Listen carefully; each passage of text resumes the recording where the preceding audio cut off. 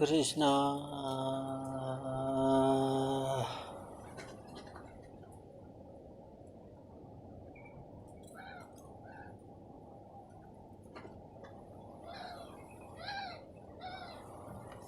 शरद पूर्णिमा की रात्रि में यमुना किनारे कन्हैया ने वेणु निनाद किया। गोपियों ने जब मुरली की आवाज़ सुनी तो अस्त व्यस्त हो गई। जो जिस हाल में थी वो उसी हाल में भगवान से मिलने दौड़ी। कोई गोपी दूध धो रही थी, पता नहीं कब बर्तन डाल दिया और भगवान के पास चली। कोई गोपी बच्चों को दूध पिला रही थी, पता नहीं कब पलने में सुला दिया और भगवान के पास चली। कोई गोपी दीवार के लेव चौका कर रही थी, हाथ गोबर से सना हुआ और भगवान के पास चली। कोई गोपी काजल डाल रही थी, एक आंख में काजल डालकर भगवान के पास चली। कोई गोपी झाड़ू लगा रही थी, झाड़ू लेकर भगवान के पास चली। किसी ने बर्तन लुढ़का दिए, कोई मटकी डालकर भगवान के पास चली। कोई गोपी साड़ी बांध रही थी, साड़ी बांधी लहंगा नहीं पहना। किसी ने लहंगा पहना, साड़ी नहीं बांधी और भगवान के पास चली। कोई गोपी पति के लिए 56 भोग ले जा रही थी, गौशाला पहुंचकर बदले में भूसे की टोकरी उठा लाई और पति के सामने रख दी। एक गोपी पति को भोजन करा रही थी, पति ने रामरस मांगा, शक्कर परोसकर भगवान के पास चली। किसी गोपी के पति बड़े कड़क थे, पूछा कहाँ जा रही हो, क्यों जा रही हो। कमरे के अंदर बंद कर दिया, 2 ताले लगा दिए। देखता हूँ कैसे जाती हो। गोपी ने कहा तुम्हें मेरे शरीर से प्रेम है, इसे पास में रखो। चिंतन किया और सबसे पहले भगवान के पास पहुंच गई। भगवान का अनंग वर्धनम वेणु निनाद सुनकर गोपियां इतनी बेसुध हो गई कि अस्त व्यस्त दशा में ही भगवान से मिलने पहुंच गई।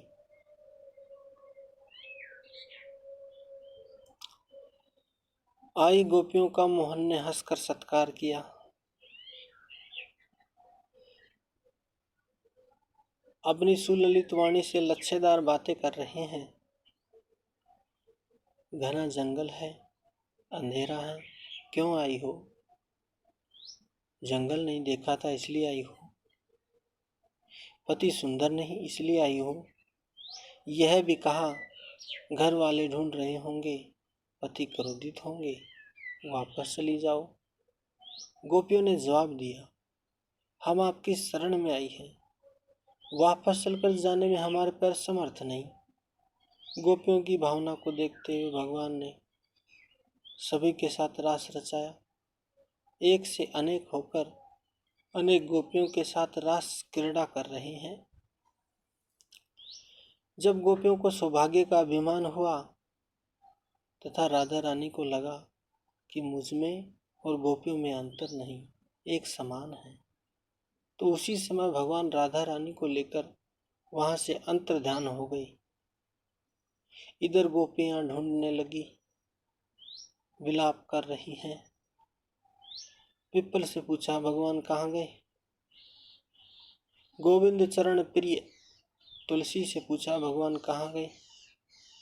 पृथ्वी से पूछ लिया, तुम्हें तो उनके पद कमलों का स्पर्श मिलता है, तुम ही बताओ भगवान कहाँ गए।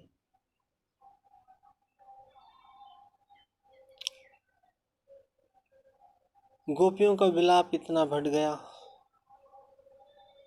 कि गोपियां अपने स्वरूप में ही कृष्ण को प्राप्त कर ली। कि लाली मेरे लाल की जित देखूं तित लाल, लाल ही देखन में गई, आपहु है गई लाल। ब्रह्म ज्ञान का ज्ञाता भ्रममयी हो जाता है। गोपियां विलाप करते करते कृष्णमयी हो गई।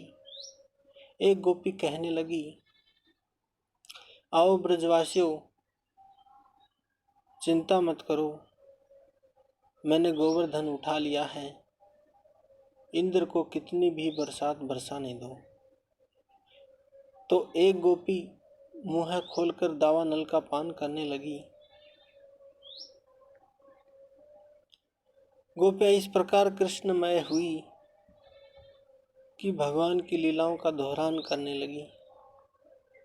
अंततः गोपियों ने मान लिया कि नहीं, हम कृष्ण नहीं, हम गोपियां हैं। उधर राधा रानी ने कहा, चला नहीं जा रहा, कहाँ जा रहे हैं। जब कंधे पर बैठाने की बात आई तो भगवान वहां से भी अंतर्ध्यान हो गए।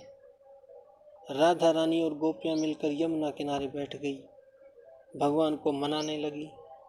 जब उन्हें लगा कि अब सुन रहे हैं तो बुलाने के लिए गोपी गीत गाया। गोपियां गोपी गीत में गा रही हैं, हे गोविंद, आपके जन्म लेने से ब्रजमंडल स्वर्ग से बढ़कर भी वंदनीय हो गया है। सौंदर्य और मृदुला की देवी लक्ष्मी अपना निवास स्थान बैकुंठ छोड़कर ब्रज में वास कर रही है। ब्रजमंडल में आपके पधारने से ब्रज की सेवा कर रही हैं। हम आपकी बिना मोल की दासी हैं, हमें छोड़कर मत जाओ। ब्रह्मा की प्रार्थना करने पर, देवताओं की स्तुति करने पर यदुवंश जैसे पावन कुल में अवतार लिया है। यदुवंशी तो इतने कठोर नहीं होते, फिर आप क्यों हो गई।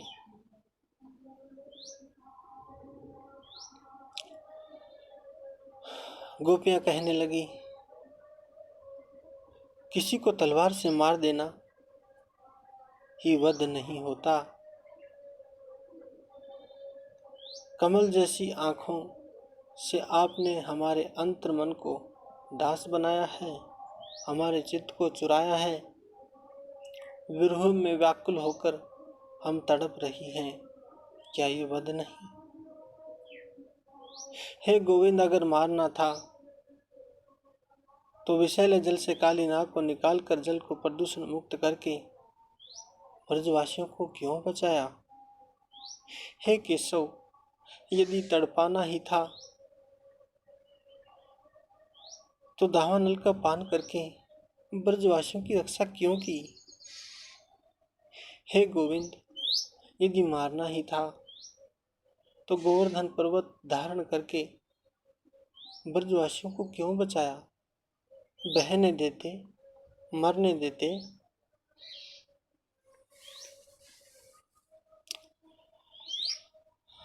आपके चरण कमल में लक्ष्मी जी का वास है, इनको हमारे वक्ष स्थल पर होना चाहिए। और आप घास चरने वाली गायों का अनुसरण कर रहे हैं।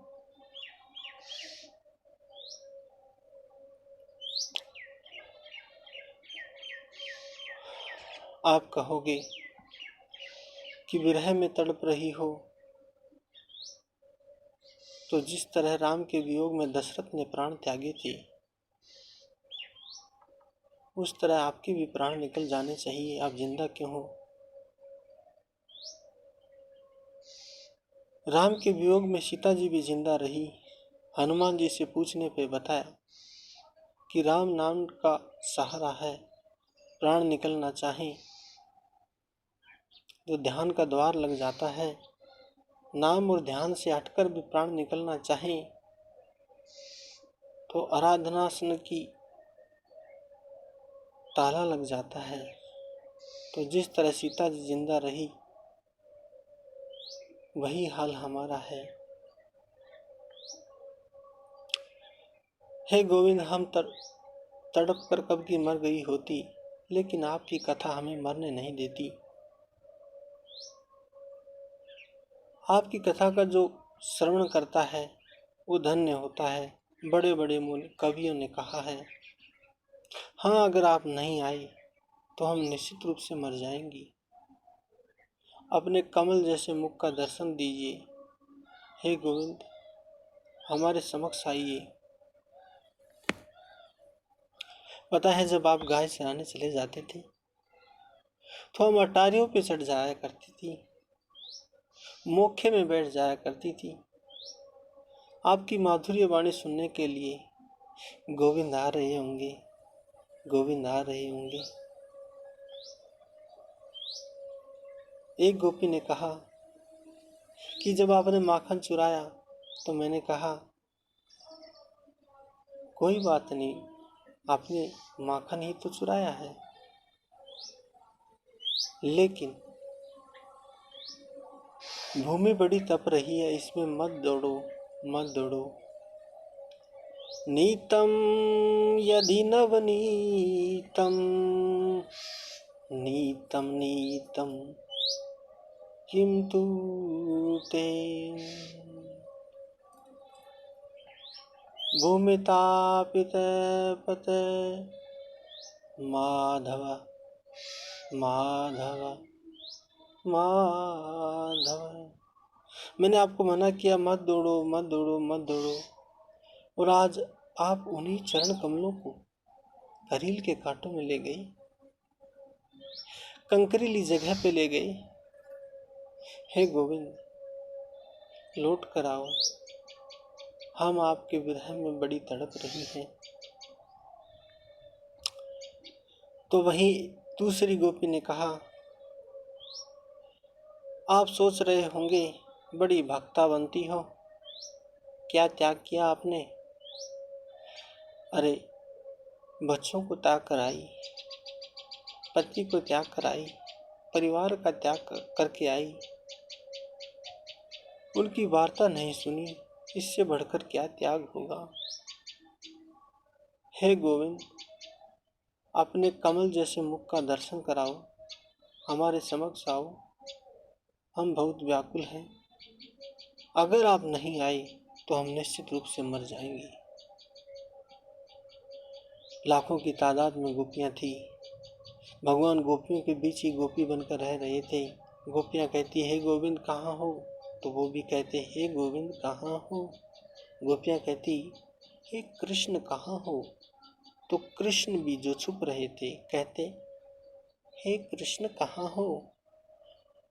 और जब गोपियों की मन की भावना को पढ़ लिया, भाव को जान लिया, तो भगवान ने चदरियां हटाकर मुरली लेकर गोपियों के बीच खड़े हो गए।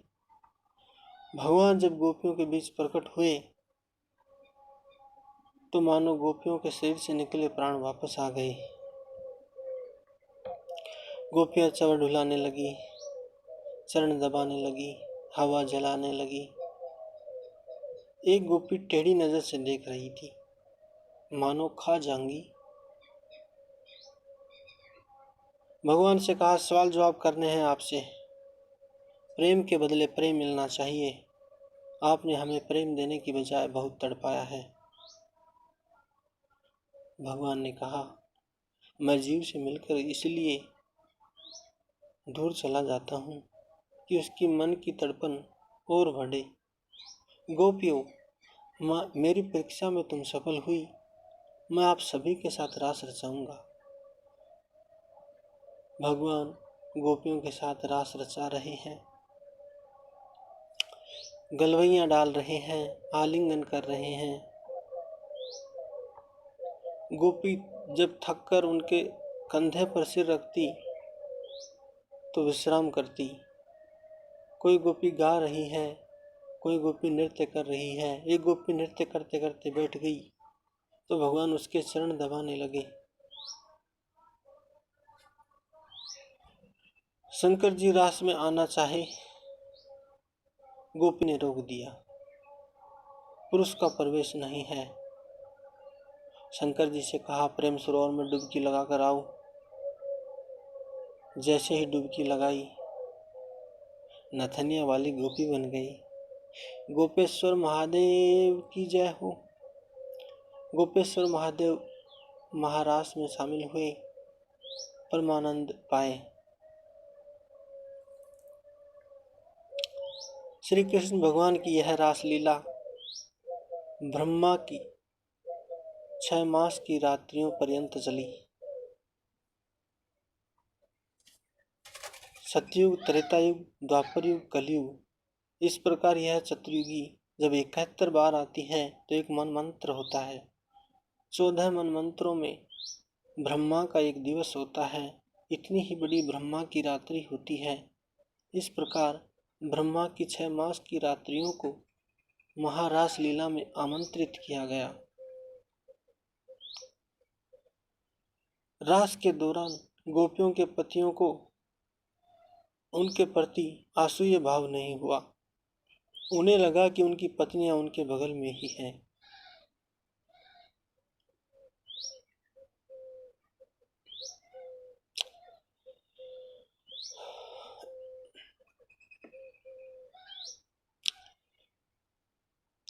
कल कल निनादनी यमुना का तट, शरद पूर्णिमा की रात्रि, नीलमणि समान मनमोहन कृष्ण, विश्व सुंदरी गोपियां। ऐसे में भगवान ने कामदेव को उल्टा लटका दिया और भगवान योगेश्वर कहलाए। रासलीला दिव्य रूप में हुई, इसे समझना बहुत कठिन है। यह अलौकिक है और भगवान योगेश्वर कहलाए। आदि पुरुष गोविंद की जय, मनमोहन भगवान की जय। जय जय श्री राधे, जय जय श्री राधे, जय जय श्री राधे।